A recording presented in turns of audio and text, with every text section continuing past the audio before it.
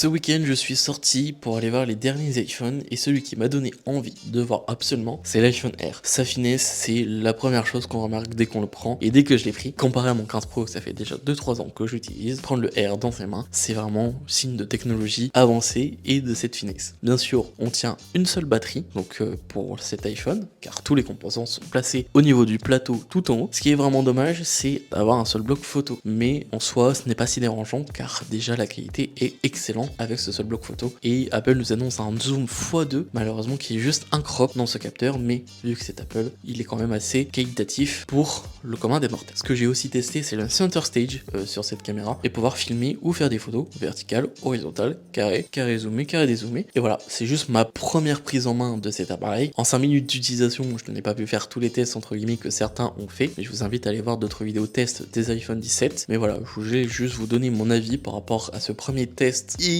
essai de cet iPhone. Mais voilà, en termes d'écran, de puce, de puissance, on a affaire à un 15 Pro, à un 16 Pro ou un 17 Pro, mais qui durera beaucoup plus dans le temps et à voir aussi dans le temps par rapport au niveau de la batterie. Mais ça, je vous invite à aller voir d'autres vidéos de d'autres créateurs qui ont fait et acheté cet iPhone pour le tester et l'utiliser au quotidien. Voilà, c'était mon ressenti sur cet iPhone et voilà, on se retrouve pour une prochaine vidéo. Sur ce, salut!